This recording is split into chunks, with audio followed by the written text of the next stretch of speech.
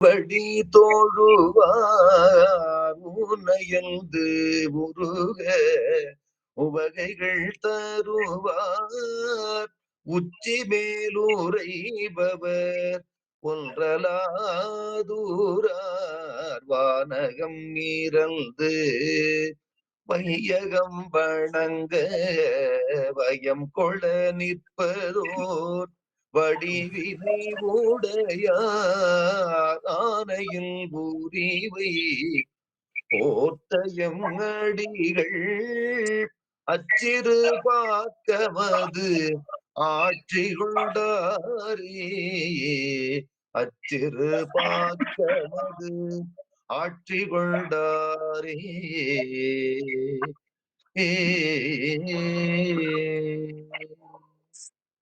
Chitrambalam. S வாய நமக்கு திருவடி வணக்கம்.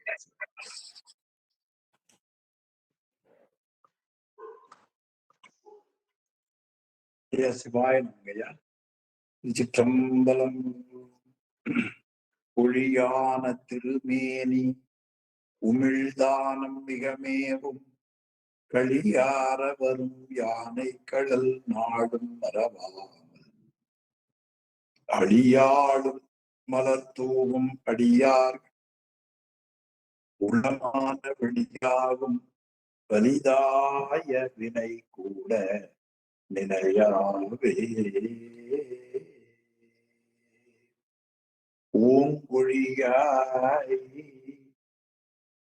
அருள் ஞானமூர்த்தியாகி உலகமெல்லாம் அளித்தருளும் உமையம்மை காண தேங்கமழும் அலரிதழி திங்கள் கங்கை திகழ் அறவும் வளர் சடை மேல் சேர வைத்து நீங்களரும் பவத்தொடர்ச்சி நீங்க மன்றுள் நின்று இமையோர் துதி செய்ய நிறுத்தம் செய்யும் பூங்கமல மலர்த்தாள்கள் சிரத்தின் மேலும் முடியிலும் உறகணங்கி போற்றல் செய்வார்.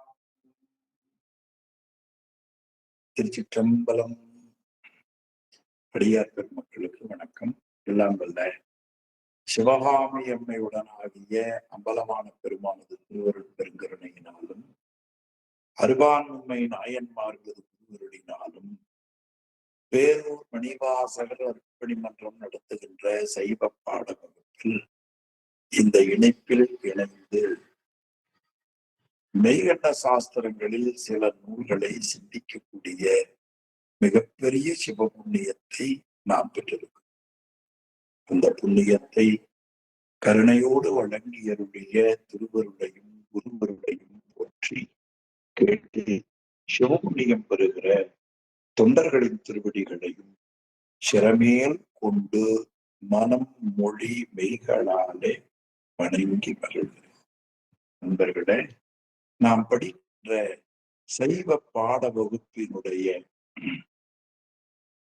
நூல்களின் உரையாசிரியரும் சைவ பாட வகுப்பினுடைய நெறியாளருமான முதுபெரும் புலவர் முனைவர் சென்னியப்பனார் ஐயா அவர்களின் திருவடிகளையும் நூலாசிரியர் உமாபதி சிவம் திருவடிகளையும் நாம் அனைவரும் மனம் உரிமைகளாலே வணங்கி மகிழ்வோம்.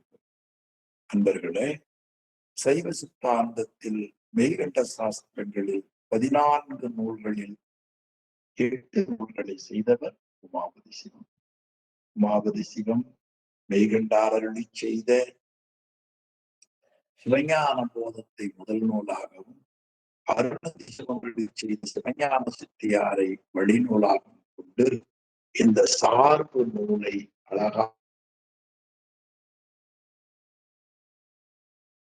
அழகாக செய்தார் என்பதை நாம் பார்க்கிறோம். சிவபிரகாசத்திற்கு சார்பு நூல் என்று பெயர். அது நடராஜருடைய முதல் வணக்கத்தோடு முதல் பாடலாக இந்த சிவபிரகாசம் தொடங்கி 100 பாடல்கள் மிகச் சிறப்பாக அமைத்திருக்கிறார்கள். 30வது பாடல் பார்க்கணுமா கருண்? ஐயா 32 வரைக்கும் பார்த்திருக்கோம் ஐயா. 32 பார்த்துட்டோமா? சரி. ஆக நடராஜர் வணக்கம் முதலாக தொடங்கி 11 பாடல்களில இறை, நடராஜ பெருமான், உமையம்மை, விநாயகப் பெருமான், முருகப்பெருமானை வணங்கி அடுத்து அகச்சந்தான புறச்சந்தான புறவர்களுக்கு வாழ்ந்தார்கள். 5வது பாடல்ல அருள் செய்திருக்கிறார்கள். அந்த 5வது பாடல்ல பாவிய சத்தி ஞான தரிசினி என்பதற்கு கொடுத்தார்கள். இந்த உலகத்துல பரந்த புகழையுடைய பெருமான், பாக்களால் துதிக்கப்பட்டவர், பாவிய பாக்களால் துதிக்கப்பெற்ற, பாக்களால் போற்றப்பெற்ற மிகுந்த புகழையுடைய சத்திய ஞான தரிசினிகள் உள்ளிட்ட 7 போற்றி இருக்கிறார். அதிலே மறைஞான சம்பந்த பெருமானை 6வது பாடல்ல அழகாக போற்றி இருக்கிறார். 11வது பாடல்ல நூல் வந்த வழியை மிகச்சிறப்பாக சொல்லி, 12வது பாடல்ல அவையடக்கம் அழகாக அருளுகிறார்.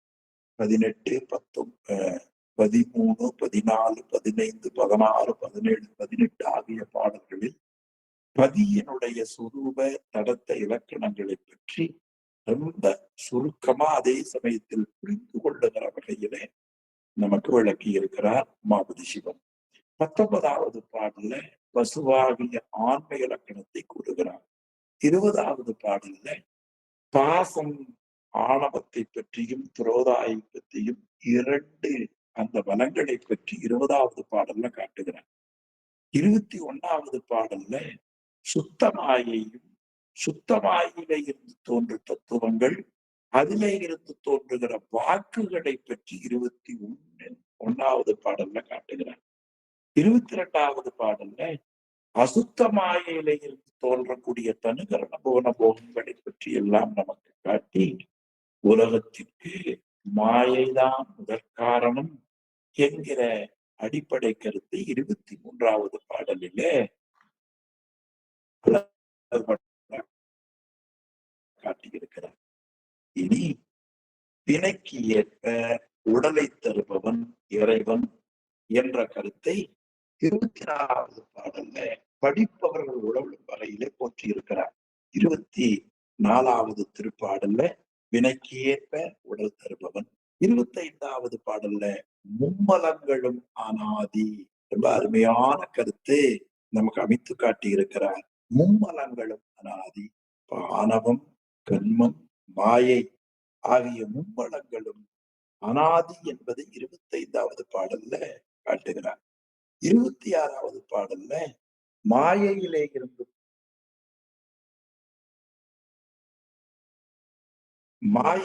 இருந்து தோன்றிய தத்துவங்கள், மாயேயங்கள், மாயையிலே இருந்து தோன்றிய தத்துவங்கள், அது காலம், நியதி, கலை, வித்தை, அராகம் உள்ளிட்டவைகள் எப்படி நமக்கு தோன்றும் என்பதை பற்றி மிக அழகாக நமக்கு ஆசிரியர் இந்த பகுதியிலே காட்டி செல்வதை பார்க்கிறோம். 27வது திருப்பாடல்ல நமக்கு அகங்காரம், மூலப்பிரகிருதியில இருந்து குணத்தத்துவத்தை அடிப்படையாக கொண்டு தொடங்கக்கூடிய தைசத அகங்காரம், வைகாரி அகங்காரம், பூதாதி அகங்காரம்.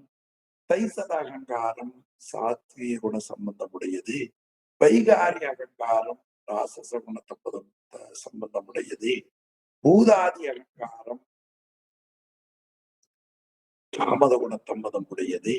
அதிலே தைசத அகங்காரத்திலே இருந்து தோன்றக்கூடியவைகள் காது முதலான அறிகருவிகள், மனம், புத்தி, இந்திரம் இவைகளெல்லாம் தோன்றுகின்றன. இனி வைகாரி அகங்காரத்திலே இருந்து ராசசகுண சம்பந்தமாக நமக்கு கர்மேந்திரியங்கள், அதாவது தொழிற்கருவிகள், மேலும் தாமத குண சம்பந்தமா பூதாதி அகங்காரத்திலே இருந்து அதனுடைய தன்மாத்திரைகள், அதாவது பூதங்களினுடைய தன்மாத்திரை,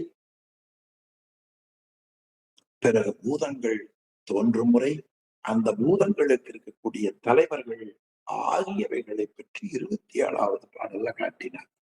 28வது பாடல் விளக்கமாக நமக்கு காட்டியிருப்பது வினை கோட்பாடு. ரொம்ப இன்றியமையாத ஒன்று. எல்லாவற்றிற்கும் மூலமாக இருப்பது வினைதான். இந்த வினையை கன்மமலம் என்று நமக்கு சைவ சித்தாந்த நூல்கள் சொல்லுகின்றன என்று காட்டி, அந்த வினை இதம் அகிதம் ஆக 2 வகையாக பாவம் புண்ணியமாக நமக்கு இருக்கும் என்பதை 28வது பாடல்ல காட்டுகிறார். 29வது பாடல்ல அந்த வினையினுடைய தொகுப்பு பலவினை, பிறகு நுகர்வினை என்ற முறையிலே அமைந்திருக்கும். 30வது பாடல்ல பலவினை எடுத்துட்டு வந்த வினையை அனுபவிக்கிற பொழுது நிகழ்வினையில வருவினை எப்படி வரும் என்பதை 31வது பாடல்ல காட்டினார். 31வது பாடல்ல அறம் பாவம், பாவமும் புண்ணியம் எந்த வழியில வரும், உற்ற தொழிலால் நினைவால் உரையால் இருவனையும் புலவார் எடுத்தொன்ன காட்டுகிறார். உற்ற தொழில் நினைவு உரை இருவனையும் புலவார். ஒன்று ஒன்றால் அழியாது. அந்த ஒரு பாவத்தை அனுபவித்து கழிக்க வேண்டும், புண்ணியத்தை அனுபவித்து கழிக்க வேண்டும். நமக்கு முன்பிறப்பின் வினை இல்லாமல் எதுவும் நமக்கு அனுபவத்துக்கு வராது என்கிற கருத்துக்கள் மிக தெளிவான பகுதி 31வது பாடல்ல காட்டியிருக்கிறார். 32வது பாடல்ல ஒரு நிறைவாக மலங்கள் 5 என்று காட்டுகிறார். அவையாவன ஆணவமலம், திரோதாயி, பிறகு மாயை, கன்மம், பிறகு மாயேயம் ஆகிய 5 மலம் 5. இந்த 5ம் மாறாமல் இறைவனுடைய அருள் கிடைப்பது என்பது அரிது என்று காட்டினார். இதுவரை நாம் சிந்தித்திருக்கிறோம். தொடர்ந்து இனி உயிர்கள் இருக்கக்கூடிய நிலைகளை பற்றி காட்டுகிறார். உயிர்கள் இறைவனுடைய கருணையினாலே வினைக்கு ஏற்ப உடம்பு கிடைக்கின்றன. அந்த உடம்பு கிடைப்பதற்கு முன்னால் உயிர்கள் எப்படி இருந்தன, உடம்பு கிடைத்த பிறகு அதன் நிலை என்ன, உடம்பு முற்ற பற்றை விட்டு நீங்கிய நிலையில நிலை என்ன என்பதை பற்றி காட்டுகிறார்.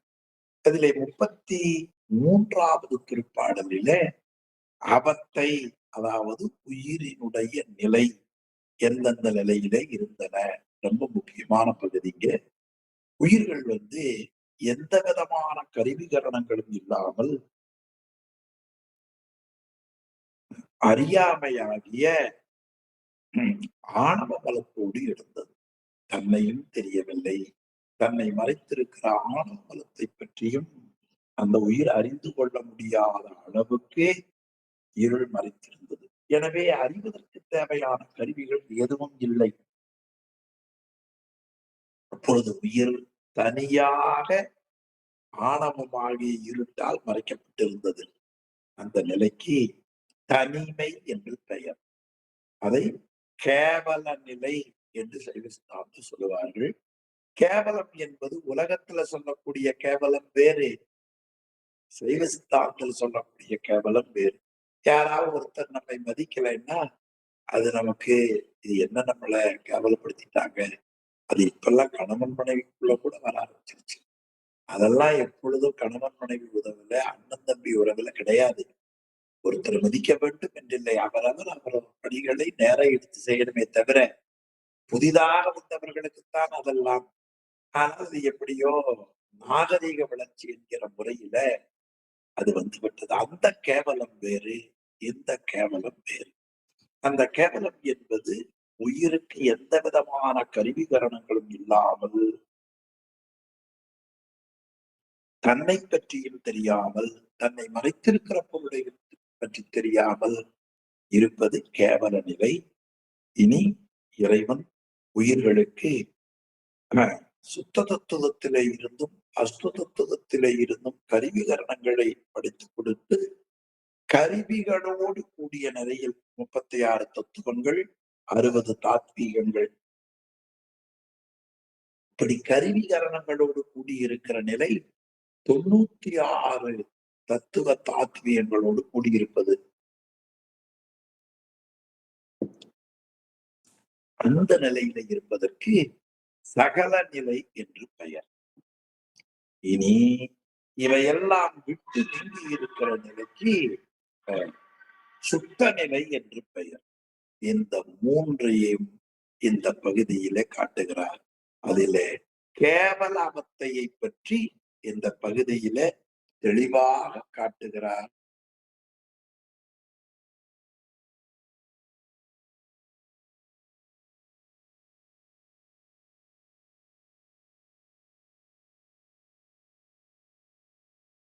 ஆக அந்த முறையில நிலை பற்றி தொகுப்பாக காட்டுகிறார். நல்ல பாடலுங்க, கவனமா கவனித்த எளிமையா இருக்கும். ஓங்கி வரும் பல உயிர்கள், ரொம்ப அருமையான தொடர். ஓங்குதல் என்றால் உயர்த்தல் என்று பொருள். யாரால ஓங்கி வருகின்றன உயிர்கள்? முதல் பாடலுக்கு போங்க. ஓங்கொழியாய், ஓங்கொழியினுடைய கருணையினால் உயிர்கள் உயர்ந்து வருகின்றன. இல்லைன்னா உயிர்களுக்கு உயர்வு என்பது கிடையவே கிடையாது. எனவே நம்மை ஓங்கச் செய்பவன் பெருமான். இந்த ஓங்கி என்கிற சொல்ல வைத்துக் கொண்டு திருஞான சம்பந்தமூர்த்தி நாயனார் திருச்சாய்க்காடு என்கிற திருத்தலத்தில அழகாக ஒரு பாடல் காட்டுகிறார்.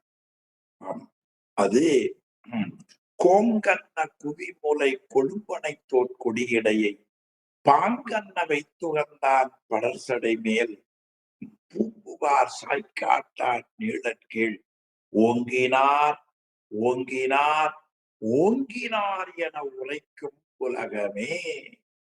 யார் ஓங்குவார்கள்? பூம்புகார் சாய்க்காட்டார் நீளற்கீழ் யார் இருக்கிறார்களோ அவர்கள்தான் ஓங்கினார் ஓங்கினார் ஓங்கினார் என உலகம் உரைக்கும். இந்த தொடருக்கும் திருக்குறளுக்கும் இணைப்பு செய்தால் நற்றாடை தொழுபவர்கள் ஓங்கினார் ஓங்கினார். எனவே உயிர்கள் அறிவு வளர்ச்சி முறையிலே ஓங்க வேண்டும். அப்படி ஓங்குகிற நிலைப்பாடுகளைத்தான் 32 பாடல்கள்ல கொஞ்சம் தெளிவுபடுத்தினார். இந்த 32 பாடல்கள்ல நாம் அறிவால் ஓங்கியதை நினைத்து பார்த்தால் நமக்கே கடவுள் சிவபெருமான் அவர் உயிர்களுக்கு அருள் செய்யும் பொருட்டு ஐந்தொழில் திருக்கூத்தை நடத்துகிறார். அந்த திருக்கூத்தை உமையம்மை காண நடனம் செய்கிறார். அந்த உமையம்மையோடு முருகப்பெருமானும் விநாயகப் பெருமானும் உண்டு. இதை நமக்கு காட்டியவர்கள் அகச்சந்தான ஆசிரியர், புறச்சந்தான ஆசிரியர். அதில் சைவ சித்தாந்தம் என்பது இறைவன் உயிர்களோடு அத்துவித கலப்பை இருப்பை பற்றி தெளிவுபடுத்துவது. உயிர்கள் சாலோக சாமீப சாரூப சாயுச்சியத்தை பெறுவதற்கு தீக்கைகளை பெற வேண்டும்.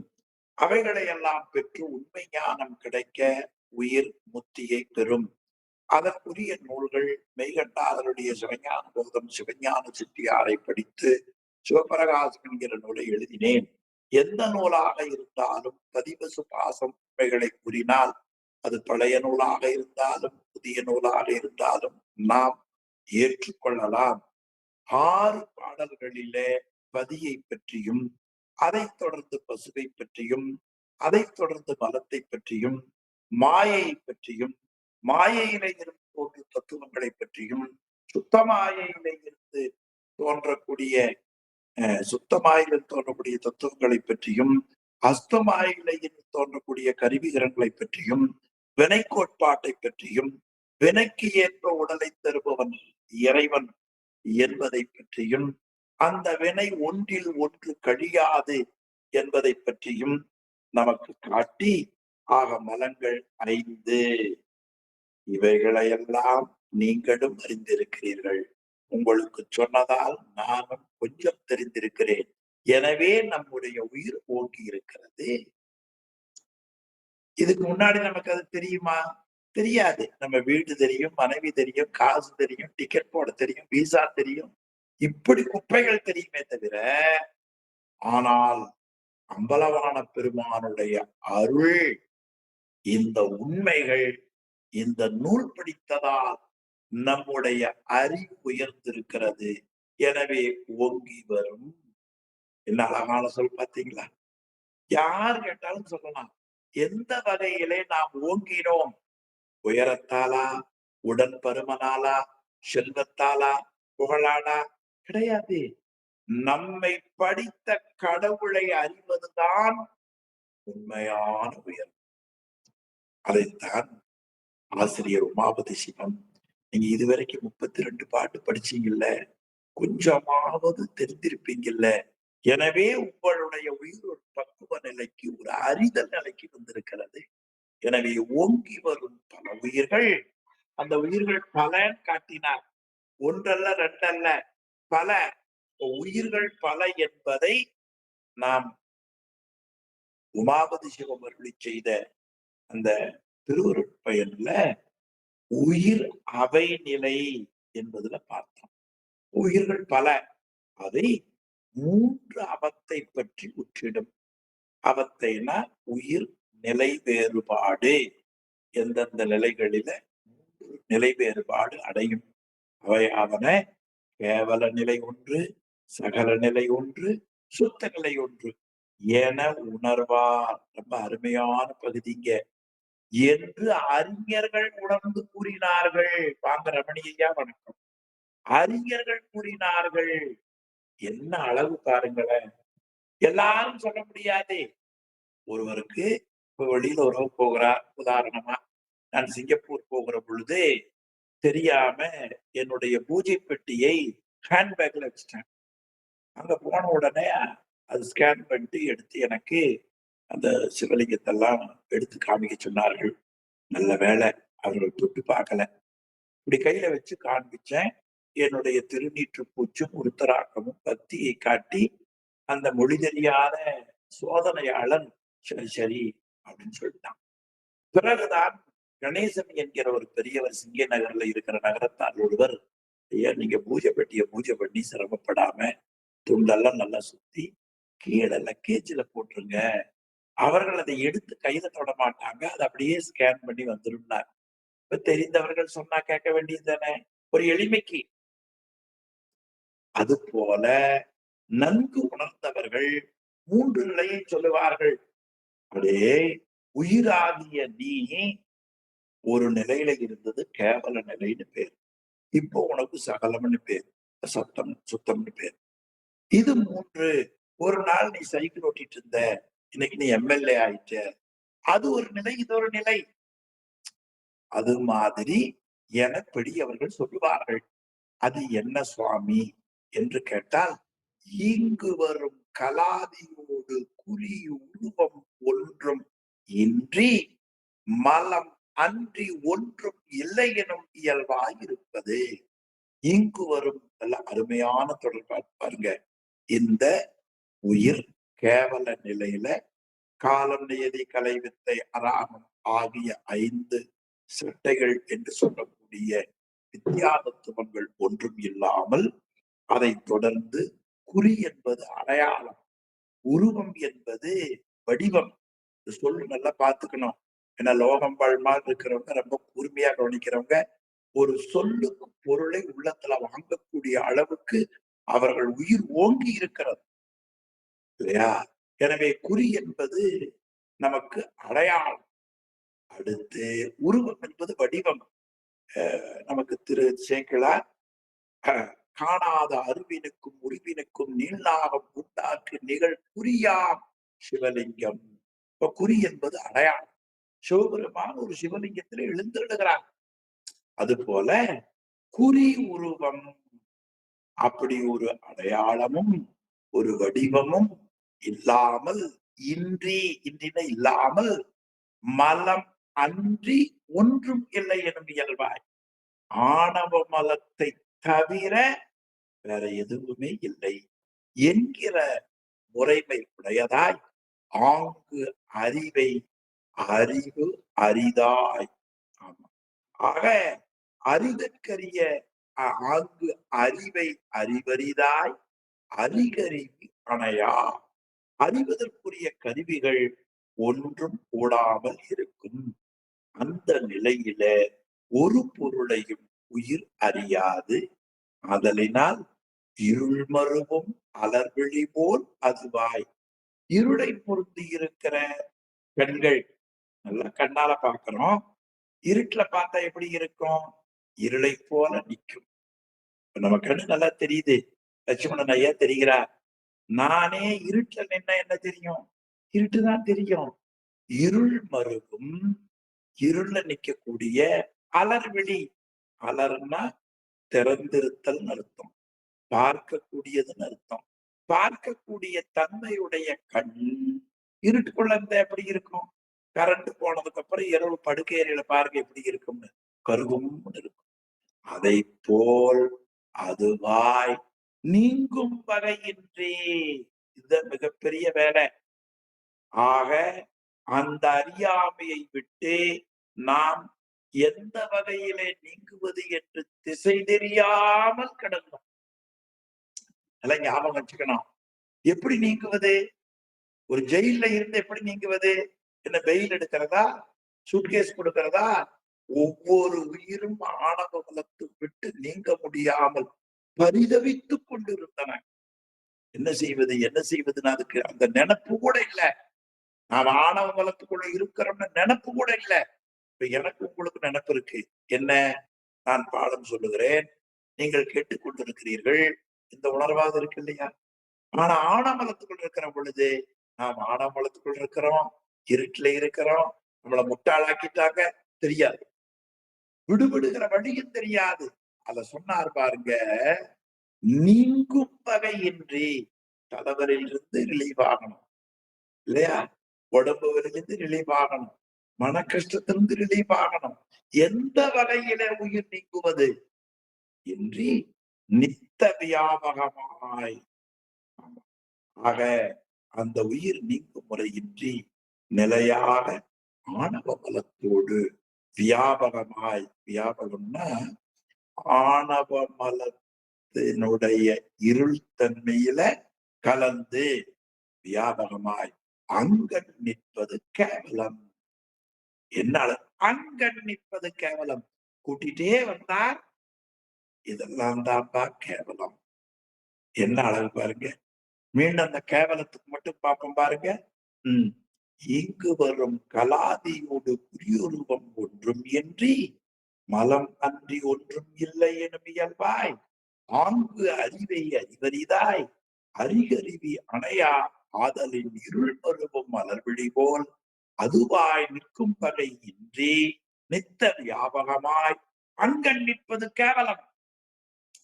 இதை விட ஒரு விளக்கமா எப்படி சொல்ல முடியும்னு நினைச்சுக்காரு. இந்த நூலுங்கிறது குழப்பறது இல்லைங்க, குழம்பி இருப்பவர்களை தெளிவுபடுத்துவது, அறியாமல் இருப்பவர்களுக்கு அறிவுறுத்துவது இல்லையா? ஒரு பேப்பர் வருகிறது, செய்தித்தாள். இன்று காலை கபாலீஸ்வர பெருமானுக்கு திருக்குட நீராட்டு. ஓ, இன்னைக்கு கும்பாபிஷேகமா? அடுத்து இல்லையா? இப்படி ஒரு அறிவிப்பு என்பது உள்ளத்தை ஈர்க்க வேண்டும். அது செய்தித்தாள்ல வருகிற தீயவைகள் உள்ளத்தை பற்றும், நல்லதை பற்றாது.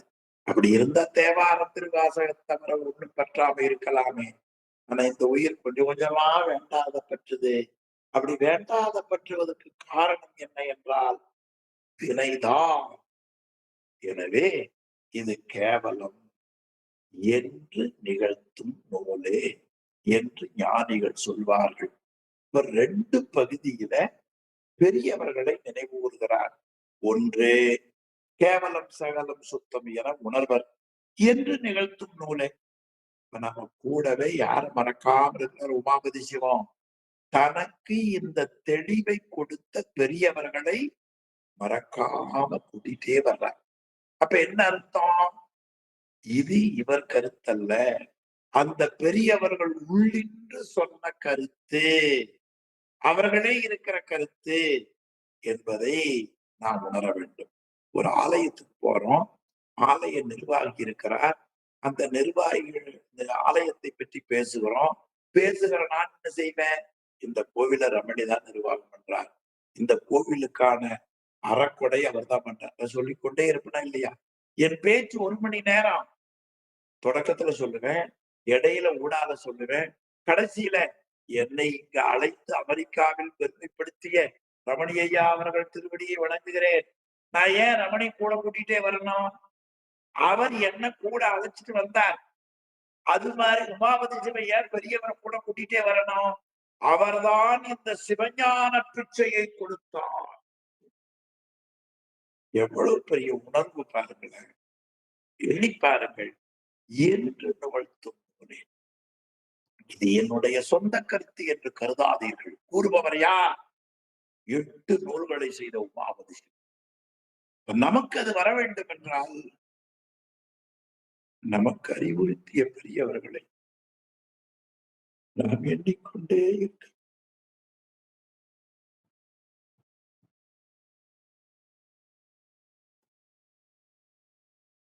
அந்த அறிவை, எந்த அறிவை? உமாபதி சிவம் பெற்ற அறிவை நான் பெற நீங்கள் தான் என்னை வாழ்த்து.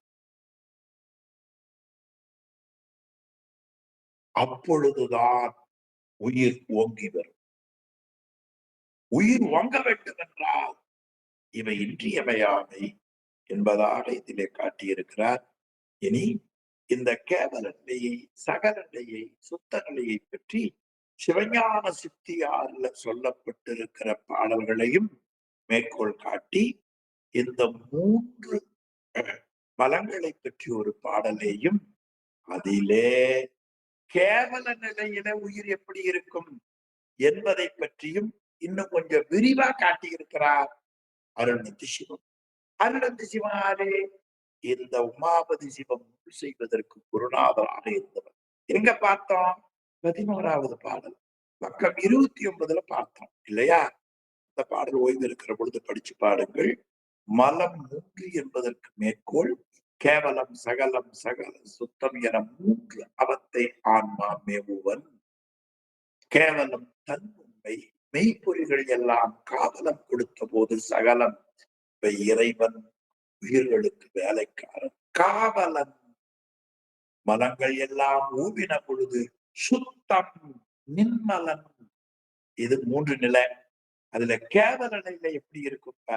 அறிவிலன், மூர்த்தன், நித்தன், ராகாதி குணங்களோடு செறிவிலன், கலாதியோடு சேர்விலன், செயல்கள் எல்லாம் குறியிலன், கர்த்தாளன், ஓகத்தில் கொள்கையிலான், எந்த விருப்பம் இருக்காது. பிரிவிலன் மலத்தினோடு வியாபி கேவலத்தில் ஆன்மா. சித்தியார் அப்படியே சும்மா அழகாக காட்டியிருக்கிறார். அந்த கருத்தை இந்த பாடல்ல பார்த்தோம். தாய்மான சுவாமிகள் மேற்கோளையும் காட்டியிருக்கிறார்கள். இனி 34வது திருப்பாடல்ல நம்முடைய சமயவாதிகள்ல ஒருத்தர் சொல்லுகிறார், மலம் என்கிற ஒன்று இல்லை, இது ஐக்கியவாத சைவம். ஒருத்தர் அவர் சொல்லுகிறார், ஆணவ மலம்ங்கிற ஒன்று இல்லை என்று சொல்லுகிறார்கள். அது அவங்க என்ன சொல்றாங்கிற கருத்தை 34வது பாடல்ல காட்டுகிறார். அவங்க என்ன சொல்லுகிறார்கள்? ஆணவ மலம் என்று ஒன்று இல்லை, மாயையும் கண்மமும் ஆகிய 2 மலங்கள் தான் இருக்கின்றன. இதிலே விளங்கி இருக்கக்கூடிய ஆன்மாக்கள் முன்பு செய்த நல்வினை தீவினைகளுக்கு ஏற்ப உடம்பு, கருவி, உலகம், நுகர்பொருள் ஆகியவற்றை இறைவன் கொடுப்பார். அப்படி கொடுப்பதால் அதன் மூலம் இன்ப துன்பங்களை அனுபவித்து எல்லா வினைகளும் நேராக வருகிற பொழுது இறைவன் குருநாதராக வருவான். அப்படி குருநாதராக வந்து எழுந்தருளியிருந்து அந்த வினைகளை நீக்கி அருள்வார். அந்த குருநாதர் செய்த தீக்கையினால் அந்த மாயை கண்மங்கள் பிறகு பொருந்தா. அவை உயிரை சேராத பொழுது ஆன்மாக்கள் முன்புள்ளதாகிய ஞானத்தை பெற்றிடும். இது ஐக்கியவாத சைவத்தினுடைய கருத்து. இந்த கருத்தை மட்டும் நாம வாங்கிக்குவோம். பிறகு கருத்து சொல்ற போதே உங்களுக்கு மறுப்பு வந்துடும். ஆனா உமாபதி சிவம் மறுப்பு காட்டி இருக்கிறார். இப்ப பாடலுக்கு போவோம். இன்மை மலம். மலம் என்று சொன்னால், பொதுவா மலம் என்று சொன்னால் ஆணவ மலத்தைத்தான் குறிக்கும். கண்ம மலம் என்றா கண்ம மலம், மாயாமலம் என்றா மாயாமலம். பொதுவா மலம்னா ஆணவ மலம். அதுதான் தலைமை பண்புடையது. அதுதான் இயல்பா, அதுக்காகத்தான் மாயை கண்ணை கூட்டப்பட்டது. அதனால மலம் ஆணவம் என்பதை குறிப்பது. பூ என்றால் அதை குறிப்பது எல்லாருக்கும் தெரியும், தாமரையை குறிப்பது. அதுபோல மலம் என்பது ஆணவ மலம். அந்த ஆணவ மலம் இல்லை. மாயை கண்மம் என்று இரண்டே. மாயை கண்மம் தான் உண்டு. இறைதான் இலங்கு பல உயிர்களும் புரிந்த இருவனையின் தன்மைகளால். இலங்கு என்ற சொல்லுக்கு விளக்கம் என்று பொருள். இலகுதல், இலங்கு என்ற சொல்லுக்கு பல உயிர்களும். மேலதான் ஊக்கி வரும் பல உயிர்கள் பார்த்தோம் இல்ல. 33வது பாடல முதல் வரி பாருங்க. ஓங்கி வரும் பல உயிர்கள். ஓங்கி வரும் பல உயிர்கள் தானே 33வது பாடல பாருங்க. ஓங்கி வரும் பல உயிர்கள். 34 பாங்க. அதே சொல் போட்டார், பல உயிர்கள். உயிர்கள் பல. இத நினைவூட்டுகிறார். இது நமக்கு நெஞ்சில இருந்துட்டே இருக்கணும். உயிர்கள் பல. அப்படி விளக்கமாக நன்மை பெறக்கூடிய உயிர்கள் முன்புரிந்த இருவினையின் தன்மைகளால், முன்பு செய்த இருவின் தன்மைகளுக்கு ஏற்ப எல்லோருக்கும், எவர்களுக்கும், எவர்கள் சொல்லி போட்டால் பாருங்க, எவரும், அது யாரா இருந்தாலும் சரி, மனித பிறப்பா இருந்தாலும் சரி, உயர்தனை அக்கிரணி எந்த உயிரா இருந்தாலும் சரி, முன்புரிந்த இருவரையின் தன்மைகளால். இது ஐக்கியவாத செய்வனை ஒத்துக்கொள்ளுகிறான். முன்பு செய்த வினைகளுக்கு ஏற்ப எவர்களுக்கும் தனுகரண புவனம் தந்திடும். யார் தந்திடுவா? இறைவன் கொடுப்பார். எங்கே? இதனாலே, எதனால? தனுகரண புவன போகத்தால். தனுனா உடம்பு, கரணம்னா உறுப்பு, புவனம்னா உலகம் இல்லையா? அதனால் இருவயனும் சார்ந்து, இருவயன் என்ன? நன்மை தீமை இதம் அகிதம் சார்ந்து கண்மமலம் நேராக நேராதல். நமக்கு இருக்கிற அந்த கண்மங்கள் நல்வினை தீவினை ரெண்டு ஒப்பாகிற பொழுது மறுவ கடவுள் அருளால். கடவுள் இறைவன் அருள், அதனுடைய சக்தி எவையும் கழித்திடுவன், எல்லாவற்றையும் நீக்கிடுவான். அப்ப அருள் என்பது குரு. இறைவன் குருநாதராக வருவான், வந்து எவையும் கழித்திடுவன். அதனால் அப்படி அந்த குரு வந்து கழித்த பிறகு பின் மலமானவை அணுகா. உன்னை வந்து மலமானவை என்ன செய்யாது? சேராது. பிறகு ஆன்மா பெருகொழி முன்புளவே பெற்றிடும். அதாவது மாயையும் கண்மையும் பற்றுவதனால எந்த நிலையில் இருந்ததோ அந்த நிலையை பெற்றிடும். நல்லா இருந்த ஆன்மாவுக்கு மாயை கண்மைய வந்து பொருத்தணும் தேவையே இல்லையே. யாராவது குளிக்க போய் சேர் பூசுவாங்களா? உடம்பு நல்லா இருக்கு, குளிக்கலாம போய் சேர் தண்ணி வேலை ஊத்துவாங்களா? அது பேசாம இருந்திருக்கலாமே. நம்ம படிக்க படிக்க தெரிகிறது பாருங்க. இப்படி அவன் சொல்லுகிறானே, இத்திறம் ஐக்கியவாதி சைவம் பேசுவது ஏன்? அப்படி அவன் அந்த காரணத்தை நமக்கு சொல்லுகிறான் என்பதாக படிப்பவர்களுக்கு ஐக்கியவாத சைவ சமயத்தினர், ஐக்கியவாத சமயத்தினர் ஆணவ மலம் இல்லை என்று சொல்லுகிற கருத்தை நினைவூட்டுகிறார். இது பரபக்கம், பிற சமய கருத்து. இதை சொல்லி இனி மறுப்பை காட்டுகிறார். 35வது பக்கம். ஆணவம் என்கிற ஒன்று உண்டு. ஒரு கேள்வி வரும். நீங்க வந்து கர்மமும் மாயம் சேர்ந்தது, ஆணவம் இல்லை என்று சொல்லுகிறீர்கள். இப்ப ஆணவம் இல்லை என்று சொன்னால் மலமாயை சுத்தமாயிருக்கிற ஆன்மாவிடத்தில வந்து சேர காரணம் என்ன? சரி, பிறகு மாயையின் காரணத்தால் மாயையும் உண்டாகுமே. ஆனால் முதல்ல கண்மம் வந்ததா, பின் மாயம் வந்ததா? எனவே இந்த முறையிலே எது முதல்ல உயிரை சேர்ந்தது என்று ஒரு ஐயம் ஏற்படும். மேலும் சுத்தமாக இருக்கக்கூடிய ஆன்மாவை கன்மங்கள் எதற்காக பொருந்த வேண்டும் என்ற ஒரு கேள்வியும் வரும். சரி, ஆன்மாவுக்கு கன்மமும் மாயையும் வந்து சேர்தல் இயல்பு என்று சொல்லுவீர்களே, ஆனால் வீடு பேர் அடைந்த பிறகு மறுபடியும் வராதா? கேள்வி நலத்தன் இருக்கே. இங்க வந்து சுத்தமாக்கிறது வந்து சேர்ந்துறீங்க, அப்ப வீடு பேர் அடைந்த பிறகு வராதா? இந்த மாதிரி எல்லாம் நமக்கு ஐயங்கள் வரும். சரி, இதை விட்டு விடுங்கள். இனி கலை முதலிய தத்துவங்கள் ஆன்மாவை பொருந்தி அறிவு விளக்க உதவி செய்கின்றன.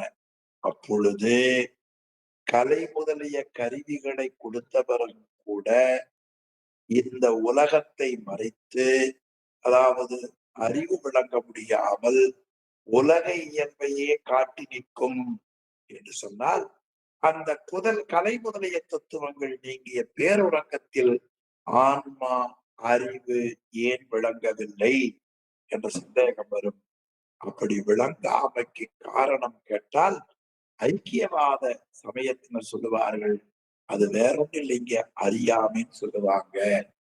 அதைத்தான் நாங்கள் ஆணவம் என்கிறோம். இதான் இந்த பாடலுடைய கருத்து.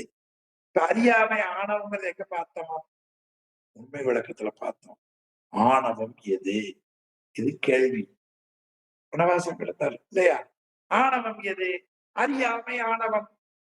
அந்த சொல்ல தூக்கி அப்படியே இந்த 35வது பாடலில் கையாண்டிருக்கிறார். பெரியவர்கள் சொல்ல கையாள்வது மாணவர்களுக்கு அது சொத்து. 35வது பாடலுக்கு வாங்க. மாயை முதல் என வினையின் பான்பை முதல் எனவே மண்ணு பனை விதை மரபின் பயன்படும். இப்ப நீங்க வந்து இந்த உயிர் அனாதி காலத்துல தூய்மையுடையதாக இருப்பது, அந்த தூய்மையுடையதாக இருக்கிற ஆன்மாவிடத்திலே மாயை கண்மங்கள் வந்து சேர்ந்தன. அதனால் மாயையிலே இருந்து மாயேயமாகி உடம்பு கிடைத்தது என்று சொல்லுவீர்களே, ஆனால் இவ்வளவையும் அதை வருவிச்சுக்கணும். யாருக்கு பதிலே? ஐக்கியவாத சைவத்தை கூப்பிட்டு வச்சு, ஏப்பா நீ மாயை பின்னால வந்து சொல்றைய, சுத்தமான உடம்புக்கு மாயையே வரணும். சரி, மாயை வந்து சேர்க்கிற பொழுது கர்மம் வந்ததென்றால், இப்ப பாருங்க, மண்ணு பனை விதை மரபின் மயக்கும். விதை முதல்ல இருந்துதா, பனை முதல்ல வந்ததா? நீங்களே யோசனை பண்ணுங்க. விதையால பனையா, பனையால விதையா? கோழியில் இருந்து முட்டை வந்ததா, முட்டையிலிருந்து கோழி வந்ததா என்று மயக்கும். மலம் சுத்தற்கு ஏயும் நெறி என்கொல். எப்பா, இந்த உயிர் தான் சுத்தமாக இருந்தது, இந்த மாயை கண்கள் வந்து ஏன் பொருந்த வேண்டும்? பசியே இல்ல, சப்பாத்தி இதுக்குள்ள போடணும், பொருந்துவது ஏன்? சரி, அதன் இயல்பாயின் புத்தி என்பது என்? சரி, அப்படி வந்து ஆன்மாவில பொருந்தல் இயல்பு என்று சொன்னால், வீடு வேறு அடைந்த பிறகு அது வந்து எப்ப வேறால் பொருந்துமாயா? சரி, இதெல்லாம் விட்டு நான் இப்பொழுது உனக்கு ஒரு கேள்வி கேட்கிறேன். என்ன தெரியுமா? இரும் கலாதி உணர்வாய் மேயவினர் தன்னுடைமை தன் உருவம் விளங்காமை விளக்கும் மிகும். சரி, அதாவது இரு என்ற சொல்லுக்கு பெரிது என்ற பொருள், பெருமை என்று பொருள். இரு என்ற சொல்லுக்கு லோகாம்பாள் இருன்னு கேள்வி கேட்கிறேன் இல்லைங்களா? இருன்னா பெருமை. திருப்பி நான் தெரியலனா கொஞ்சம் இருங்க, நான் பார்த்து சொல்றேன்னு சொல்லணும். இரு பெருமை, இரு உயர்வு, இரு பெரிய, இருநிலனாய் தீயாகி என்று தாண்டகம் தெரியும் உங்களுக்கு. இருன்னா பெருமை, அந்த பெருமைகளை உடைய கலாதி. கலைக்கு ஏன் பெருமை? அதுதாங்க அறிவு விளக்க உதவி பண்ணிச்சு. யாருக்கு? உயிராகிய நமக்கு. காலம் கலை, காலம் கலை உள்ளிட்டவைகள் நமக்கு பெருமையுடையன ஆகிய தத்துவங்கள் வந்து ஆன்மாவை புரிந்து அறிவு தருவதற்காக துணை செய்கின்றன. அப்பொழுது ஆன்மா விளங்கவில்லை, தன் உருவம் விளங்காமை விளக்கும் விளக்கும் மிகும் உலகம் தனில் எண்ணில். இந்த காலம் நியதி கலை வித்தையராக வைத்துக் கொண்டு இந்த உலக இயல்பையே காட்டியிருக்கும். உலக இயல்பு என்ன? நிலையாத பொருள்களை நிலையுடையது என்று மயங்கி அறிவதே. நம்ம அறிவே நிலையற்ற பொருள்களைத்தான் நிலையுடையது பற்றி கொண்டிருக்கிறது. இந்த உடம்பு மேல எவ்வளவு ஆசை இல்லையா? கண்ணாடி முன்னு நின்று இந்த உடம்ப எவ்வளவு அழகுபடுத்துறோம், எவ்வளவு இன்றியமையாதது. ஆனால் இந்த உடம்பை விட்டு உயிர் திடீர்னு ஃப்ரெண்ட்ஷிப் கட்பட்டு ஓடுதலே இல்லையா? எவ்வளவு பெரிய அழகானது இருந்தாலும், எவ்வளவு பெரிய ஜிம்பாடியாக இருந்தாலும், உரிய காலம் வந்தா அது பெரிய அரசர், இது இவர்தான் பிரதமர் என்றெல்லாம் பார்க்குதா, அந்த கணமே விட்டு போட்டு போகுது. உடனே ஊர் மக்கள் அதற்கு பிணம் என்று பெயர் விட்டுகிறார்கள்.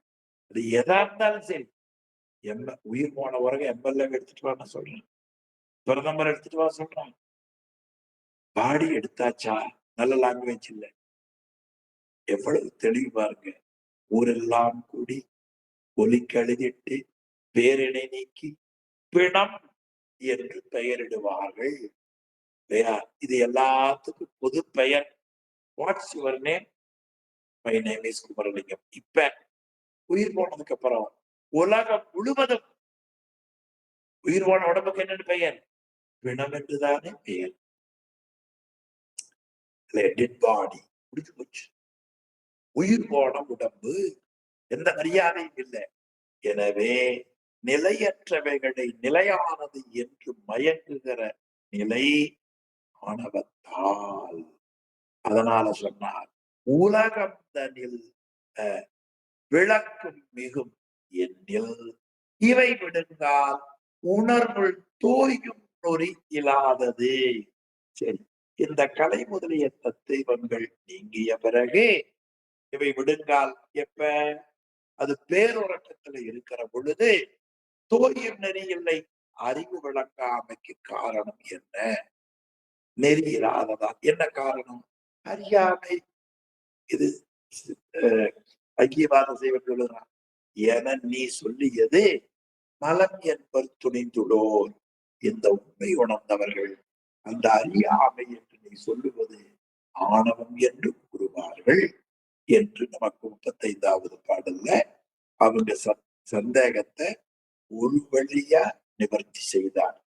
இனி அடுத்த பாடல்ல சொல்லுகிறார், ஆணவத்திற்கும் மாயைக்கும் வேறுபாடு என்ன என்று சொன்னால், ஆணவம் இருள் போல இருக்கும், மாயை வெளியை போல இருக்கும் ஒளி என்று காட்டுகிறார். இப்ப ஆணவத்திற்கும் மாயைக்கும் வேறுபாடு காட்டி வருகிறதுல, ஆணவ மலம் மறைப்பை நீக்குவதற்காக இறைவனுடைய அருளால் சுத்த மாயையின் காரியமான வாக்குகளும் கலை முதலிய தத்துவங்களும் ஆன்மாவை வந்து பொருந்துகின்றன. இந்த இடங்களை ஞாபகம் வச்சுக்கணும். ஆணவ மலத்தினுடைய அந்த மறைப்பை நீக்குவதற்காக இறைவனுடைய அருளால் சுத்த மாயையின் காரியம் வாக்கு, அந்த வாக்குகள் அஸ்தமாயில இருக்கக்கூடிய கலை முதலிய அந்த தத்துவங்கள் உயிரை வந்து இறைவன் பொருந்தும்படியாக செய்கிறான். கூகுள் பே மாதிரி எல்லாம் நம்ம அக்கௌண்ட்ல ஏத்திடுறாரு சுவாமி, வந்து சேர்ந்துரும். அப்படி வந்த பிறகு உயிர் கொஞ்சம் விளங்கும். எது போலன்னா, ஒரு விளக்கு இருக்கிறது, ஒரு குத்து விளக்கு, அது எரியணும்னா அந்த விளக்கு இருக்கக்கூடிய அந்த தண்டு, விளக்கு கொடி, உள்ள எண்ணெய், திரி எல்லாம் சேர்ந்தாண்டா என்ன எரியும்? விளக்கு எரியும். அதை போல வாக்கு கலை முதலியவற்றை இறைவன் கொடுத்து அதுக்கு விளக்கம் கொடுக்கிறார், விளங்க அருள் செய்கிறார். ஆணவம் அதை தடுத்து நிற்கிறது. இப்படி மாறுபட்டு நிற்பது ஆணவம். ஆனால் மாயை இருக்கிறதே, அதுபோல தடுத்து நிற்பதல்ல, அறிவு விளக்கம் கொடுப்பது. எனவே ஆணவம் இருள் போலவும் மாயை அறிவு இருள் நீக்குவதற்கு ஒளியை போலவும் மாறுபட்டு இருக்கும் என்ற வேறுபாட்டை படிப்பவராகிய நீ உணர வேண்டும். இந்த முறையில் மாயா காரியங்கள் செயல்படுகிற பொழுது இந்த முறையிலே இருக்கும். ஆக மூலாதாரத்திலே, அந்த மூலப்பிரகிருதியிலே இருந்து, இந்து தத்துவத்திலே இருந்து சொல்லுதற்கரிய அறிவு விளக்கம் பெறுவதற்கு உடலில் ஒளியாய் விளங்கியும் ஆன்மா அறிவிற்கு ஒப்பற்ற நுண்ணிய வாக்கு தோன்றி உந்தி இடத்திலே செல்லும் என்பதை பற்றி நமக்கு இதுல காட்டுகிறார். ஆக இந்த பாடல் கருத்தை உங்களுக்கு நான் நினைவூட்டினேன். மேலிருந்து வருவோம். அதாவது இருள் வெளியா தன்மை பார்க்கணும் இல்லையா? அதுக்கு முதல் ஒரு பாட்டை விட்டுக்கணும். ஆமா, உன்னறிய திருவருளால் ஆணவம் உண்டு என்று அறிவது அறிவு. ஒரு பக்கம் தள்ளிட்டேன். சரி, இந்த பாடல் கொஞ்சமா சொல்லி இருக்கிறேன். அதை முடிச்சுட்டு இதுக்கு வந்து 37வது பாட்டு காமிங்க. அந்த ஒரு பாடல் பொறுத்தருள்க தள்ளி போயிட்டேன். ஆக 37வது பாடல்ல புகழும் மலம் ஒழித்தற்கு, புகழுதல்னா ஆணவ மலத்தை பற்றி இதுவரை நீங்கள் விரிவாக படித்தீர்கள். அந்த ஆணவ மலத்தின் மரப்பை நீக்குவதற்கே கலாதி முதல் மாயை பொருந்தியிடும் அரணருளால், இறைவனுடைய அருளால் சுத்த மாயையின் காரியமான வாக்குகள் பொருந்தும். எதால்? அரணருளால். போதம். அப்படி அந்த அரணருளால் பொருந்துகிற நிலையில தீபம் சகலமெல்லாம் உடனாய ஆறு போலும். ஆக ஒரு விளக்கு எரிய வேண்டும் என்றால் அதை சேர்ந்திருக்கிற தண்டு, அதனுடைய குழியான பகுதி, எண்ணெய், திரி, இதெல்லாம் சேர்ந்துதான் ஒளி தரும். அதை போல ஆன்மாவும் வாக்குகளையும் தத்துவங்களையும் கொண்டு அந்த ஆன்மா அறிவு விளக்கம் பெறும். பிறகு அருளை மலம் உயிர்கள் சாராமல் மறைக்கும். அப்படி கேக்குது இல்லையா? அப்படி வாக்கு கலை முதலியவற்றை ஞானத்தை திருவருள் தருகிற திருவருளை ஆன்மாக்கள் போய் சாராமல் மறைக்கும்.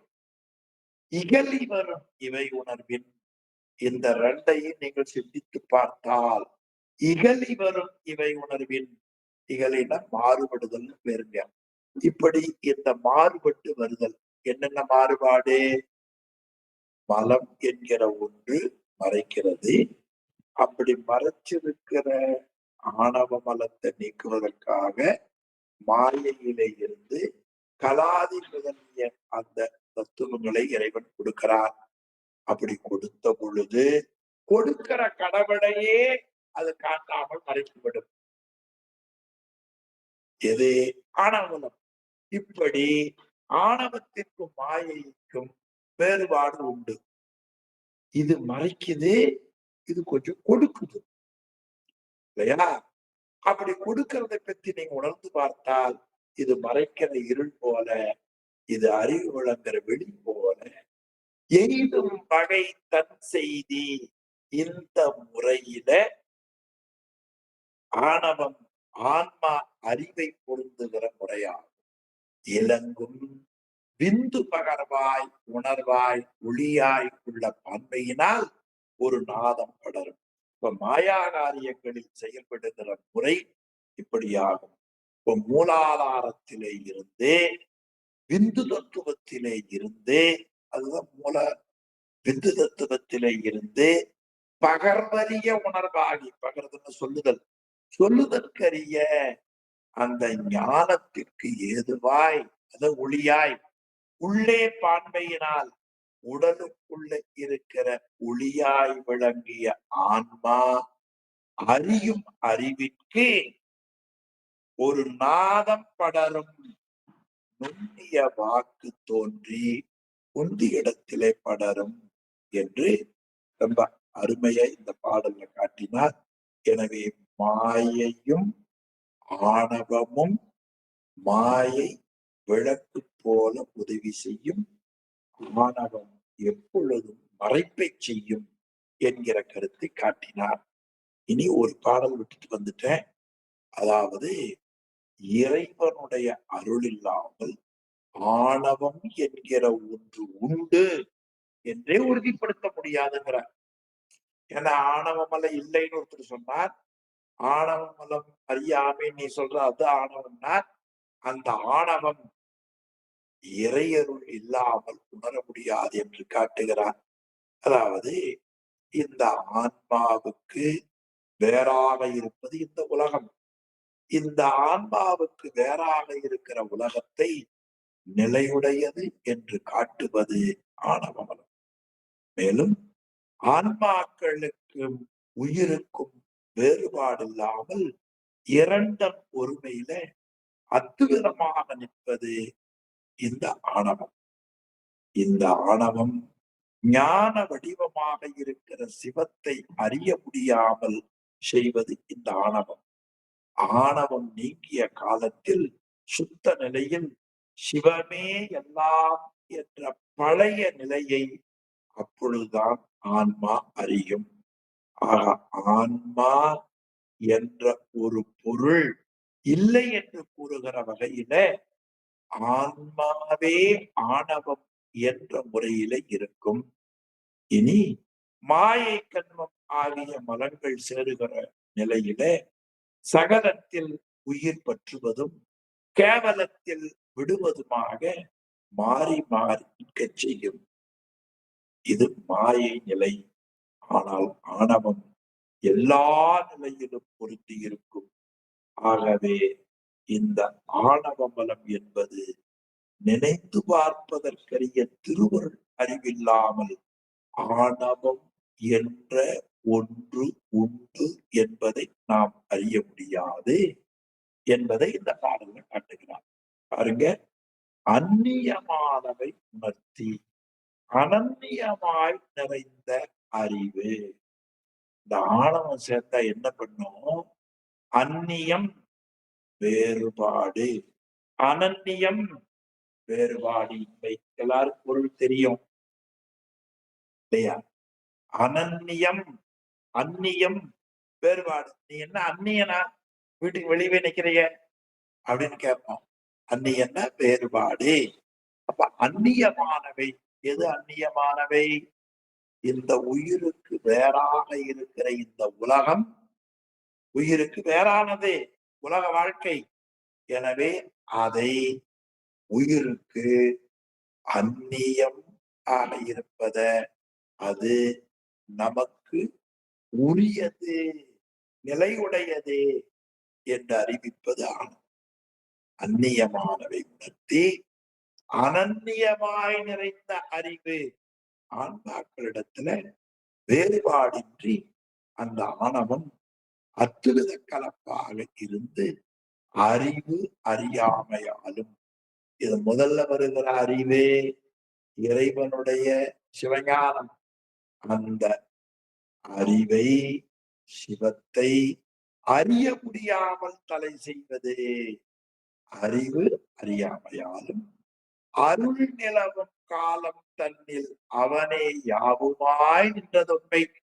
இந்த ஆணவம் நீங்கி திருவருள் வெளிப்பட்டு சுத்த நிலையில அறியக்கூடிய அந்த ஆன்மா அறிகிற நிலை வரை அவனே யாவுமாய் என்ற தொன்மை தாம் உணர்ந்தாலும் அப்பொழுதுதான் இந்த ஆன்மா உணரும். எப்படி? அருள் வந்து வெளிப்படுகிற காலத்திலேதான் இந்த உயிர் ஆணவ மலத்தால் மறை கொண்டிருக்கிறோம் என்று உணரும். அருள் நிலவும் காலம் தன்னில் எப்ப குருவருள் வெளிப்படுகிறதோ அப்படி வெளிப்பட்டு அவனே யாவுமாய் நின்ற தொன்மை திருவருள் வியாபகத்துக்குள்ள ஆன்மா இருக்கிற பொழுதுதான் உணரும். இதுவரைக்கும் ஆணவ மலத்துல கிடந்தோம் இல்லைன்னா அது வரைக்கும் தெரியாது. அது வரைக்கும் எப்படி இருந்தது?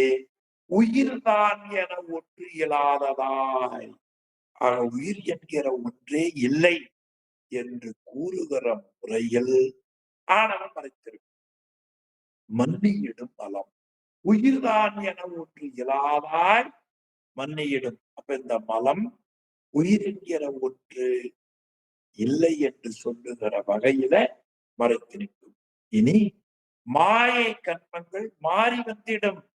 இந்த மாயை கண்மங்கள் சகலத்துல பற்றுவதாக இருக்கும், கேவலத்துல விடுவதாக இருக்கும்.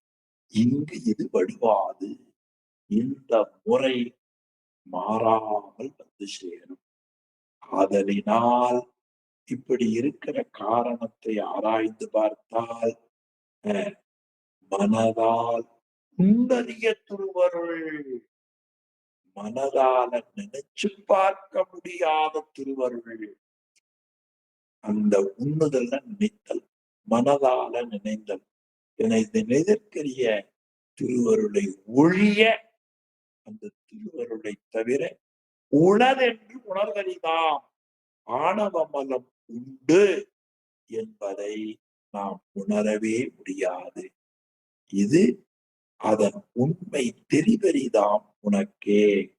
இந்த உண்மை உணர்வதற்கு அரிதாம் என்று சிறந்த பாட்டு 36வது பாடல். 37 பாட்டோம். இனி 38வது பாடல்ல வாக்குகள்ல நமக்கு வைசைந்தி, மத்திமை, வைகரி வாக்குகள் எப்படி தோன்றும் என்பதை பற்றி காட்டுகிறார். நமக்கு சூக்குமையை பற்றி 21வது பாடல்ல காட்டினார். 21வது திருப்பாடல்.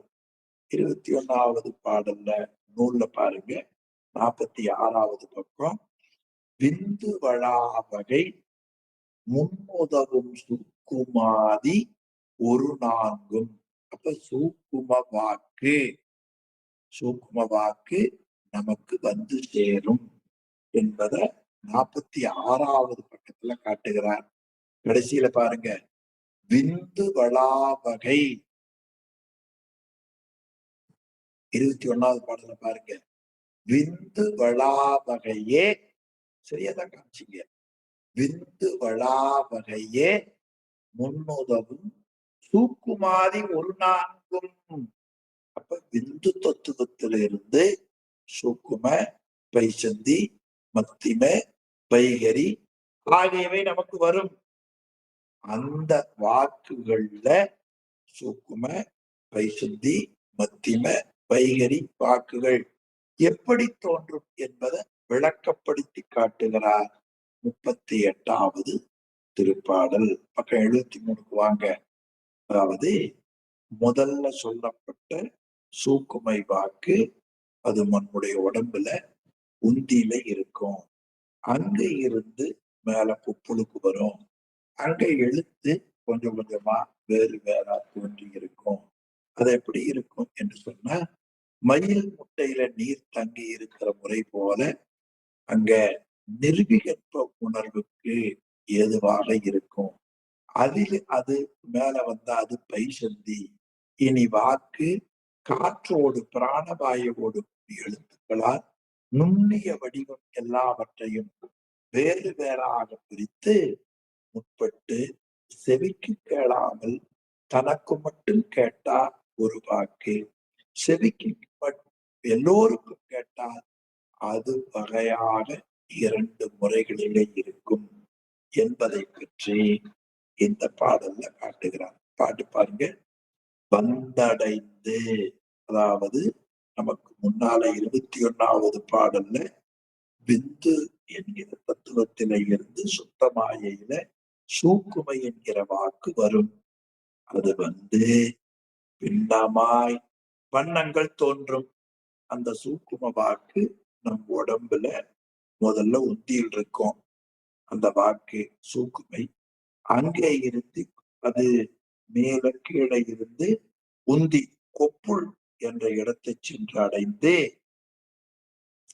எழுத்துக்கள் வேறு வேறாக பிரியும். அத பின்னமாய் அப்படி தோன்றி இருக்கிற முறைமை பொருந்தி இருக்கிற முறையில அது ஒடுங்கி பின்னமாய் வண்ணங்கள் தோற்றம் வரும் அடைவு தோன்றி எந்தெந்த முறையில எழுத்துக்கள் தோன்றணுமோ அதற்கு ஏற்ப உள்ள பொருந்தி இருந்து அது ஒடுங்கி இருக்கும். பின்னமாய் வண்ணங்கள் தோற்றம் வரும் அடைவு பட ஒடுக்கி மயில் அந்த சலம் நேர் சிந்தைதனில் உணர்வாகும் பைசந்தி. அது எது போல என்றால், மயில் நமக்கு வெளியில வந்தவரை பார்த்தீங்கன்னா அந்த கலராக மயில் தெரிகிறது. அதுக்கு முன்னால அந்த வண்ணங்கள் எல்லாம் மயிலினுடைய முட்டையில இருக்கிற நீர்ல தங்கி இருக்கும். அந்த முறையை போல சிந்தையில் நிர்விகற்ப உணர்வுக்கு எதுவாக இருக்கும்? அதாவது வெளிப்படையா தெரியாம பொது காட்சியாக அது அமைப்பும். பின்பு அந்த வாக்கானது ஒரு உயிரின் சேர்ந்து வரும் அவை மருகும். இங்க உயிர் என்பது காத்து, பிராணவாயு. உயிர் நினைச்சுக்காதீங்க, உயிர் பிராணவாயு. இந்த இடத்துல உயிர்னு வருகிற சொல் பிராணவாயுவை குறிப்பதே. அந்த வாக்கு உயிர் பிராணவாயுவோடு சேர்ந்து வரும் அவை மருகும். அப்படி அந்த வாக்கு அந்த பிராணவாயுவோடு கூடி வருகிற பொழுது எழுத்துக்களாக பொருந்த நுண்ணிய வடிவம். அது புது எதையும் தெரித்து எல்லாவற்றையும் வேறு வேறாக பிரித்து அது செவிக்கு கேளாமல் மெல்லோசையாக முந்தியிடும் செவியில் உறாது. அது சவிகற்ப உணர்வு. அதற்கு எதுவாய் ஓசை முழக்கியிடும் மத்திமைதான். அது மத்திமை வாக்கு. அது நமக்கு கழுத்துல ஒழிப்பது மத்திமைதான். இனி வைகரியில் உதானம் பந்தமுறும் உயிரணிந்து பந்தமொழி செவியின் பாலனைய நினைந்த பொருள் பகரும்.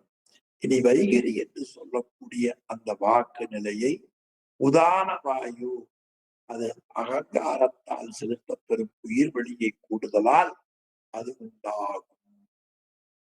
வைகரியில் உதானம் பந்தமுறும் உயிரணிந்து அப்பொழுது கூடுதலால் உண்டாகும்.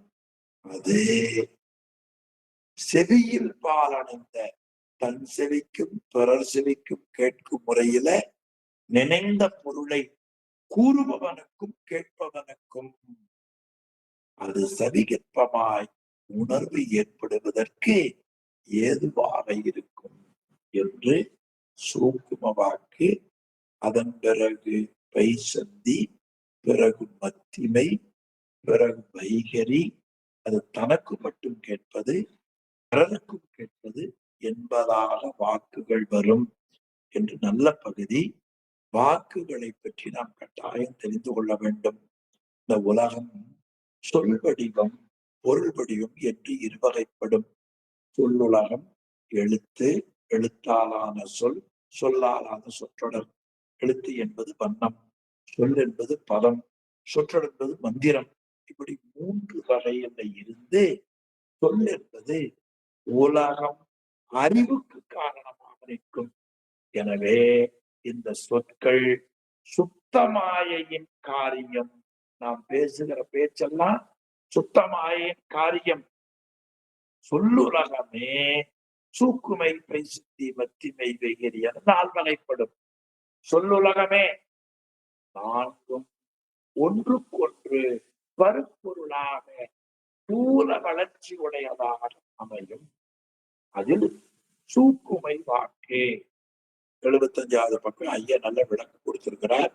உரையாசிரியர் பெருமகனார். நல்ல பகுதி. ஒரு முறைக்கு 2 முறை, 2 முறைக்கு 3 முறை, 4 முறை படித்தால்தான் இது விளங்கும். சூக்குமை வாக்கு இது சுத்தமாயையின் ஒரு பகுதி. சுத்தமாயையினுடைய ஒரு பகுதியில சொல் வடிவாக வளர்வதற்கு தகுதியை பெற்று நிற்கும். இது காரண நிலையில நிற்பதால், காரிய நிலையில் இல்ல, காரண நிலையில நிற்பதால் அழிவென்று இருக்கும். இனி பரிசந்தி வாக்கு பொருள் உணர்வு எழுத்து வடிவில அது வெளியில தோன்றாம பொதுவா நிற்கும், மங்களா இருக்கும். எப்படி மயில் முட்டையில இருக்கக்கூடிய அந்த வண்ணங்கள் எப்படி உள்ள இருக்கின்றனவோ அதை போல பைசந்தி வாக்கு. இனி மத்திமை வாக்கு எழுத்து வடிவில் விளங்கி தோன்றி மென்மையான ஒலியா எழுத்தளவில் ஒலித்து நிற்பது மத்திமை. இனி வைகரி வாக்கு என்பது உதானன் என்று சொல்லக்கூடிய காற்றால் அது கீழே இருந்து உண்டும் ஒரு என்றான் முருகா, அந்த உதாரணம் வாக்கு எழுந்து உந்தணும். அப்பதான் அந்த சொல்லு வரும். அந்த உதாரணம் வாக்கு உந்துவதால் உதாரணம் கீழே தள்ளிட்டு வருது பாருங்க. எங்க இருந்து? சூக்கும, பைசந்தி, மத்தியில இருந்து அந்த எழுத்த சி அப்படின்னா கீழிருந்து சூக்குமையா இருக்கும், பிறகு பைசந்தியா இருக்கும். அப்ப பைசந்தியில ஒலி குறிப்பு, மத்திமையில எழுத்து வடிவம், வைகையில சி. இதை எப்படி தள்ளிட்டு வருது? உந்துவதால் உதாரணம். அந்த உதாரணமுடைய வாக்கே, உதாரணம் என்கிற காத்து என்ன செய்யும்? கீழே இருந்து மேல உந்த பெற்று கழுத்தளவுல பிராணன் என்கிற காற்றால் வெளிப்படும். வெளிப்படுவதற்கு பிராணவாயு, உந்துவதற்கு உதான வாயு. ஒரே வாயுதான். உந்துகிற இடத்துல உதான வாயு, வெளிப்படுகிற இடத்துல பிராணவாயு. அதே சொல்பவனுடைய செவிக்கு மட்டும், எனக்கு மட்டும் கேட்டா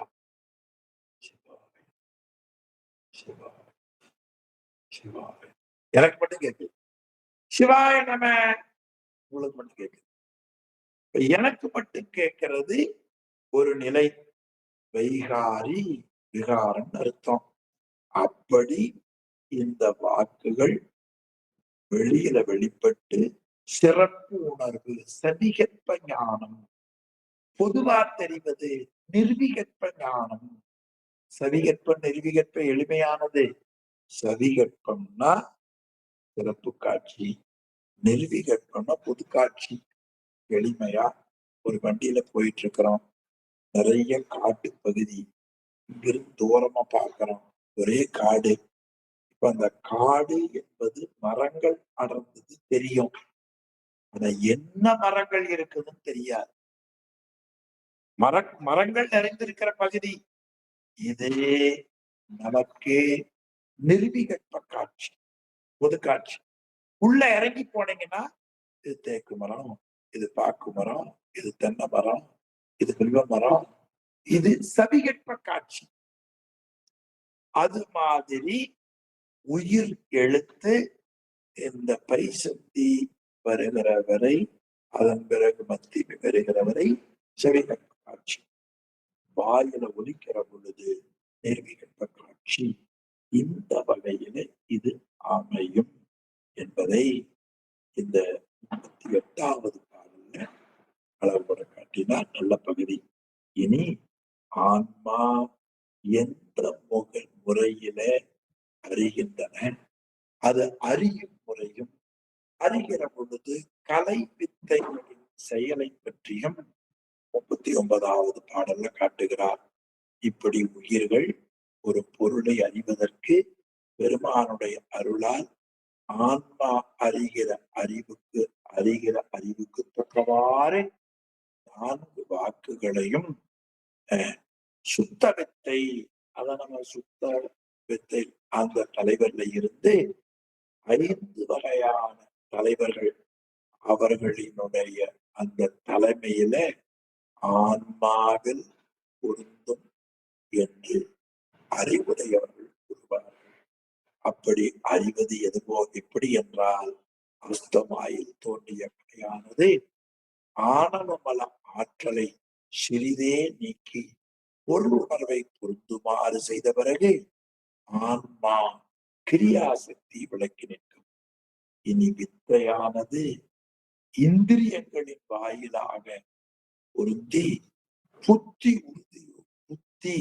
உள்ளே இருந்து உறுதியோடு கொடுக்க ஆன்மா புத்திக்கும் இடையே நின்று உலக அறிவை ஆன்மா பொருந்தி அறியும்படி செய்யும்.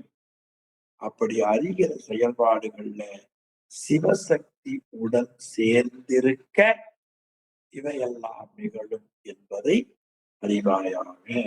இது இந்த பாடலுடைய கருத்து. பாருங்க, இத்தகைமை இறையருளால் உயிரறிவும் அறிவுக்கு ஈடாக வாடாதே.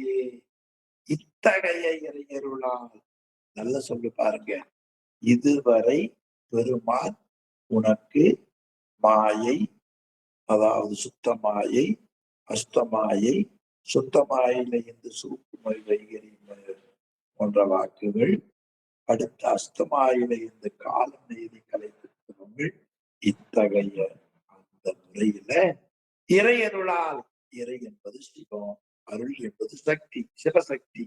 இறையருளால் உயிர் அறிவும் ஆன்மா அறியக்கூடிய அறிவு கெப்பாசிட்டிக்கு ஏற்ப அறிவுக்கு ஈடாக உயிர் அறிவும், அறிவுக்கு ஈடாக ஆன்மா அறியக்கூடிய அறிவுக்கு தக்கவாறு ஈடாக தக்கவாறு தவறாமல் வாடாதே ஈரிரண்டின் உரைத்த ஈரண்டு 4 அது சுக்கும, அடுத்து பைசந்தி, மத்திம, வைகரி அந்த 4 வாக்குகளுக்கு ஏற்ப உரைத்த முறையில் வித்தை முதல், வித்தை என்பது சுத்த வித்தை, அந்த முதல் ஐவரால் விளங்கும் ஞானம் மேவியிடும். அந்த ஐவர் தலைவர், ஐவர் தலைவர் யாரு? 21வது பாடல்ல பாருங்க, அநேகமா 47வது பக்கம் நினைக்கிறேன். ஐவர் தலைவர் யாராரு? அந்த ஐவர் தலைவர் என்பதை காட்டுகிறார். மண்ணும் ஐவர் இவ்வகை ஐவர் வாய்மையினால். அவர் யாராரு? அந்த 5 பேரு என்றால் நாத தத்துவத்துக்கு சிவம், விந்து தத்துவத்துக்கு சக்தி, சாதாக்கிய தத்துவத்துக்கு சதாசிவம், மகேஸ்வர தத்துவத்துக்கு மகேஸ்வரர், சுத்த வித்தியா தத்துவத்துக்கு சுத்த வித்தை. இப்படி ஐவரால் விளங்கும் ஞானம், அந்த ஐவர் செயல்களால விளங்குகிற பொருளை அறியக்கூடிய அறிவு அந்த ஆன்மாவிலே வந்து பொருந்தும் என்று உரைத்தார்கள். இதுதான் பெரியவர்கள் சொன்னது.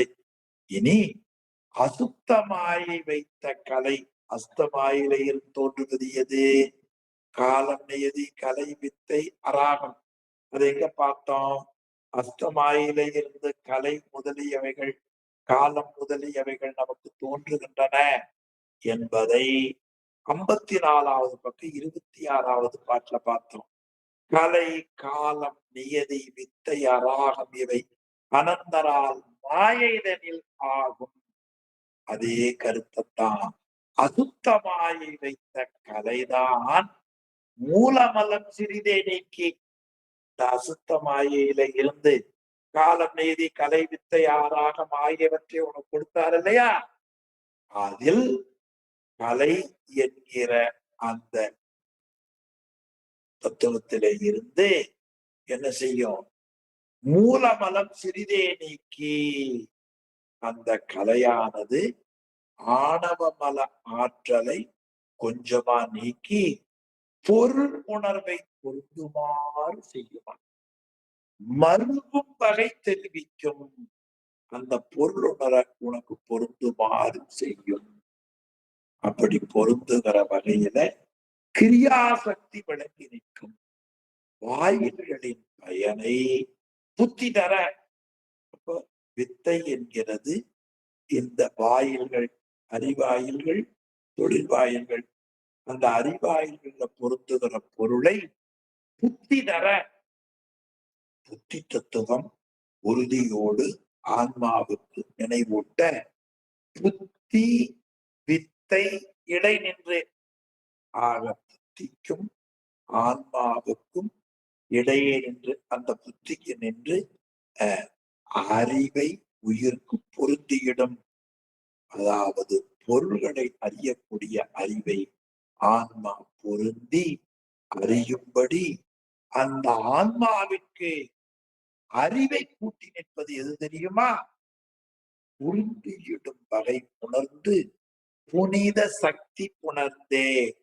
சிவபெருமானுக்கு புனிதன்னு பேர். சிவம் அதனுடைய சக்தி, சிவசக்தி.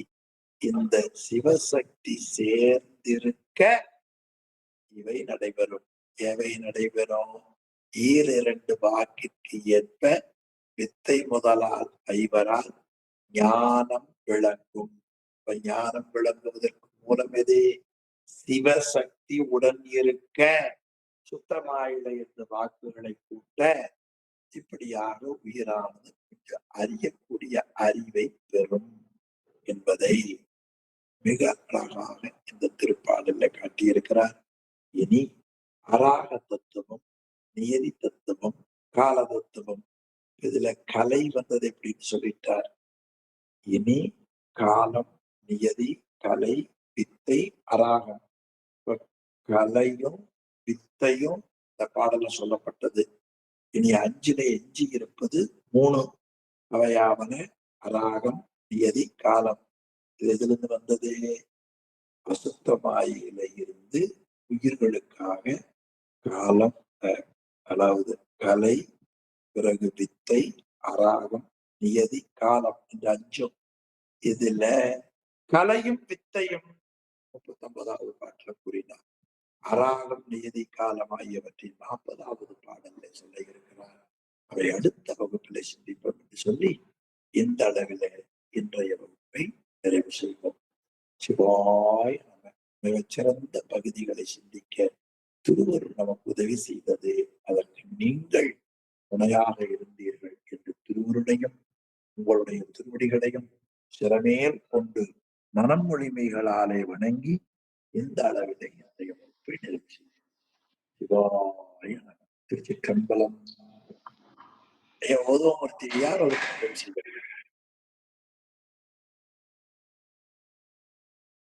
ஐயா? சிவாய நம. சிற்றம்பலம்.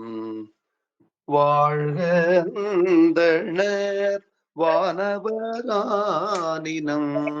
வீழ்க தள் பூனல் வேந்தனும் ஓங்குக ஆழ்க தீதுதெல்லாம் அறநாமமே சூழ்க வையகமும் துயர் தீர்கவே.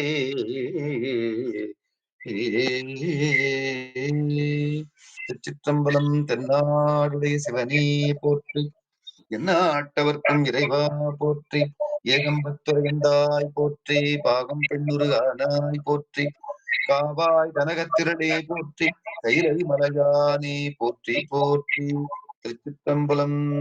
சிவாயிரமணியா திருவடி குணத்திய ஐயா